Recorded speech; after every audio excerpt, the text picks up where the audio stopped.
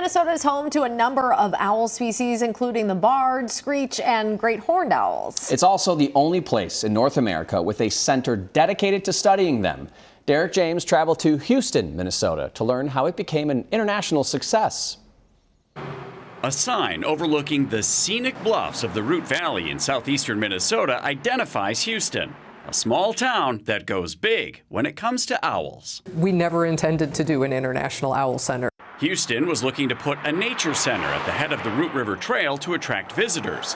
That's when Executive Director Carla Bloom found out about a great horned owl named Alice. And she fell out of her nest when she was about 3 weeks old and messed up her elbow.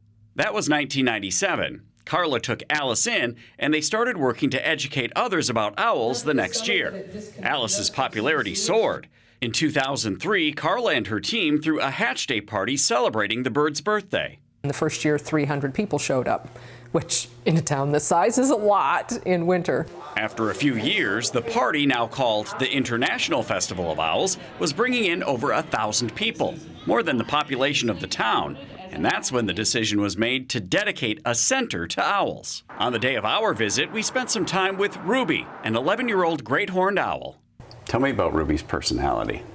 Ruby has a bit of a sassy personality. She's socialized with humans, but she knows she's an owl, so she doesn't usually hoot or vocalize with us. And if she hoots at us, she's swearing at us.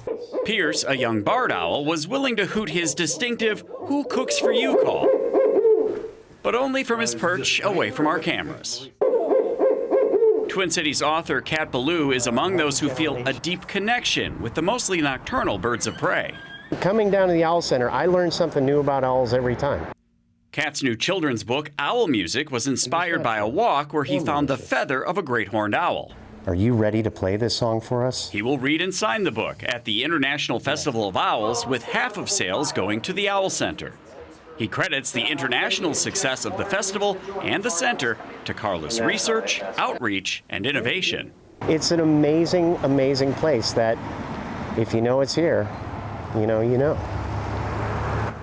The International Festival of Owls is this Friday through Sunday. Live demonstrations, speakers, and art are part of the things you can check out at the International Owl Center and 4 other locations around town, because you saw the size of that building. It's too small for them to house thousands of people. You can find out more at their website, which we also have linked up at WCCO.com. How'd you find out about this? I mean, it was one of these things where we got information about the fact that there was an owl center, an international owl center, and I didn't know where Houston County was, so I had to go on the map, and we figured, okay, we can make a 2.5-hour drive. And Alice and her story, I mean, how everyone was so interested in her. And Alice is now retired, but they still do everything in her name, and sometimes what they'll do is they'll bring a streaming camera in and show. But do you know what owl pelleting is? Because that was one of the things that I learned about.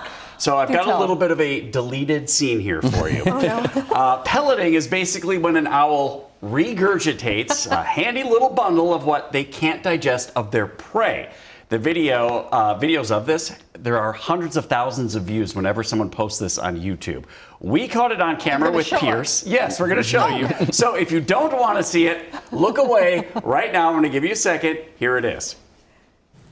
Oh, wait, he's going to throw up a pellet. Do you have him in frame? Should I take this personally? No. Okay. Is that a cat reflex? Well, I mean, they do it every day, so that's processed rat. And when, I keep just holding it. Yes, and when they do that, that is a sign that they're ready to eat again. Ah. The things that I learned on this trip. No like that guy gloves. said, you never know what you're going to learn at the Owl Center. And then one of the things they'll be doing, no joke, this weekend is they'll dissect one of those pellets and talk about what is in there. This is like ringing Whether a it's bell fur from middle or bones school or- science class. Yeah. You're really taking me back. Absolutely. Oh,